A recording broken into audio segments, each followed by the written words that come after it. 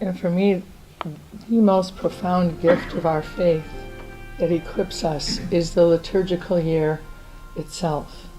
Our liturgical year is built around the Paschal mystery, the rhythm of the Paschal mystery, the ebb and flow of life. Our liturgical year is about drawing us into an encounter with the risen Lord. It's not about clock and calendar time that we're used to living in. The liturgical year is what we refer to as Kairos time, or God's time.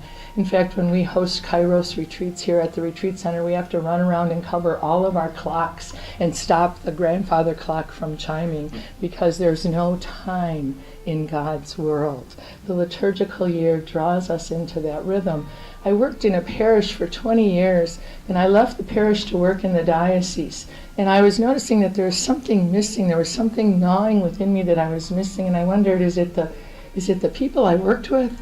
Is it the community I worked with? Is it the staff? Is it the parish? What's going on? And then I realized that it was how steeped we are in the liturgical year in a parish. Everything we do in a parish flows out of the liturgical year. And I reconnected for myself with the liturgy of the hours so that I could stay steeped in the liturgical year, because that's what I was missing when I left parish ministry. The liturgical year is about growth and transformation. It's about that ebb and flow.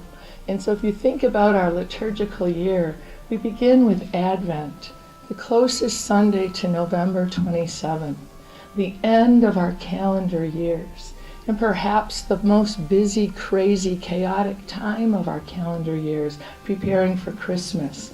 The to-do lists, the shopping, the baking, the traffic, everything about life is chaotic, and yet Advent says, slow down.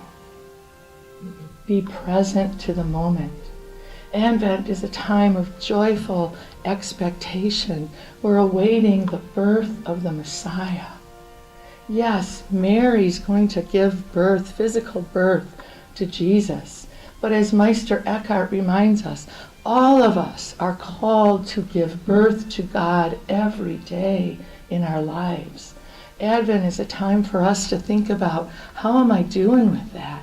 How do I give birth to the Messiah? What does that mean for me in my life? How am I going to be that manger that Mary and Joseph laid this baby in to present to the world? How do I present God to the world? How do I slow down and live in present time? And then we move from Advent to Christmas. But for us in the liturgical year, Christmas is a very short season. We celebrate, yes, God is one of us. He became a human being like us. Everything that we feel, he has felt. Everything that we experience, he has experienced. Emmanuel, God with us. He didn't just break into the world as an infant. He remains in this world through us. How do we celebrate the inbreaking, the incarnation, the embodiment of God in our creation? How do we celebrate that every day of our life? And then we transition from Christmas into ordinary time with the baptism of the Lord. And we hear those words of God as Jesus emerges from the waters. This is my Son, my beloved, in whom I am well pleased. And we remember that we were baptized also. And God said those same words about us. This is my Son, this is my daughter, in whom I am well pleased. How do we live into those words of love? And then we hear either the inaugural address of Jesus where he said, today I am anointed. I come to bring good tidings, to set the captives free, to bring sight to the blind. Or we hear the first miracle of Jesus, where Mary has to say to him at the wedding in Cana, it's time Take up your mission. Don't we have to sometimes say that to our kids? It's time. Move out. Start your life. We hear those words and we're challenged by them. How do we accept that call to discipleship? To be who God's calling us to be. And we transition into ordinary time, short winter ordinary time between Christmas and Lent. And we get to know, who is this Jesus? We hear Jesus say, come, follow me. Call his disciples by name. He calls each of us by name and says, come, get to know me. Come and see where I live. You can do this. Are we willing to leave behind, as Andrew, James, and John left behind what they knew, to follow something new?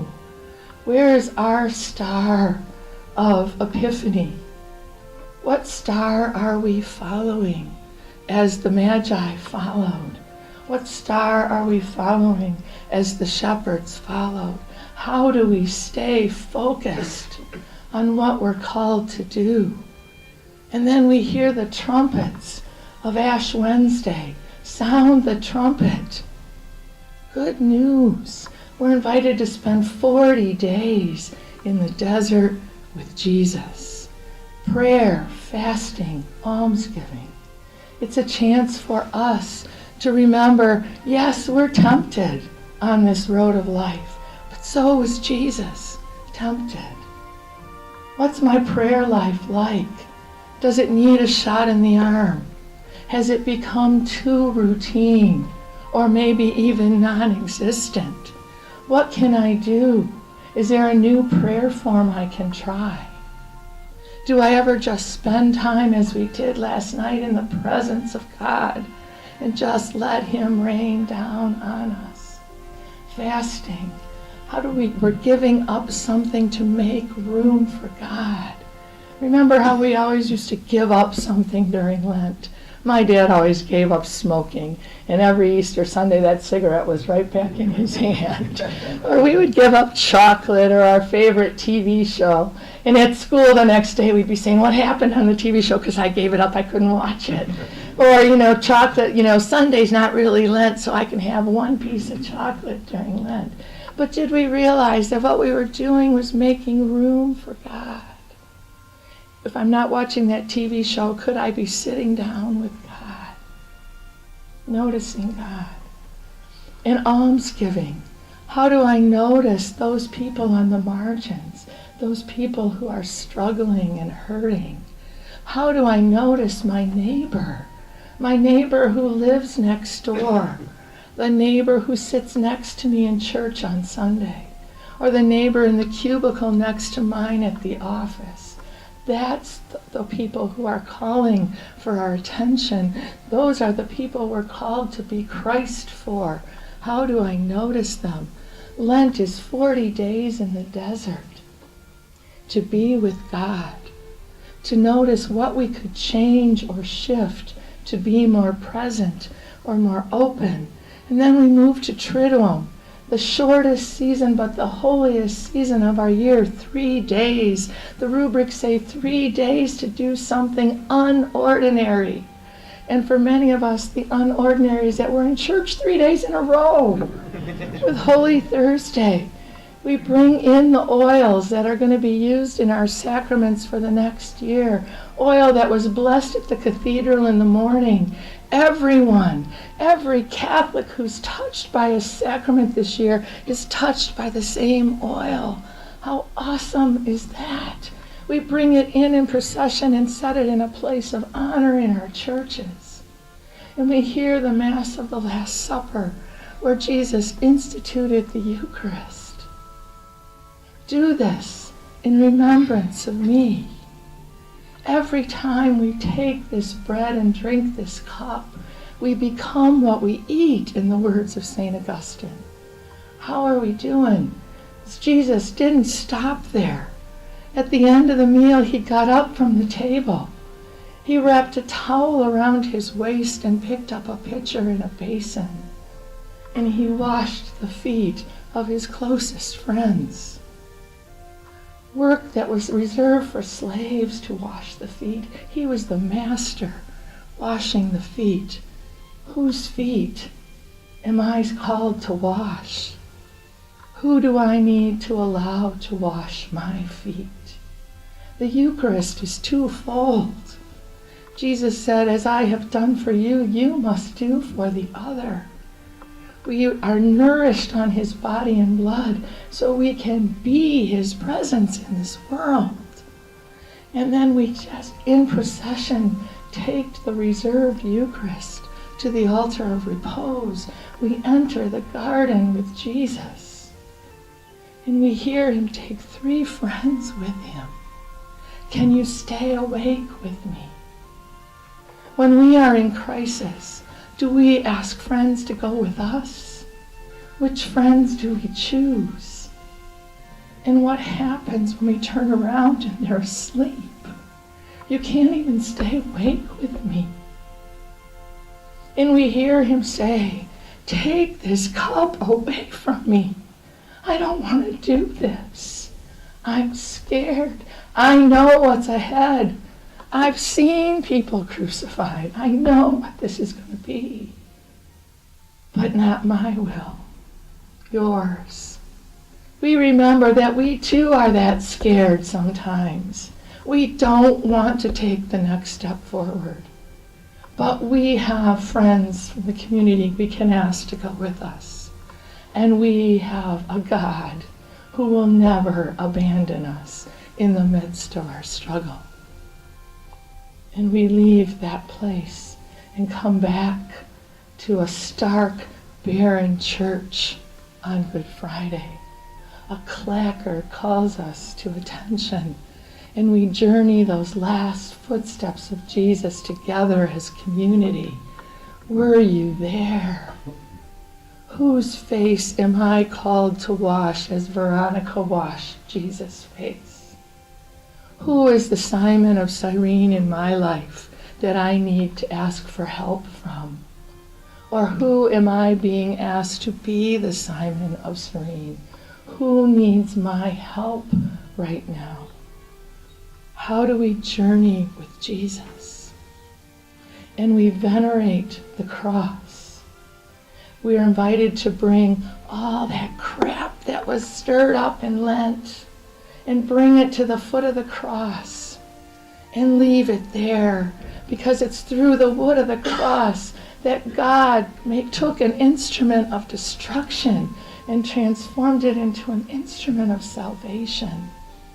We leave it there. Sometimes we use a rock or a nail and we physically drop it so we can hear that sound.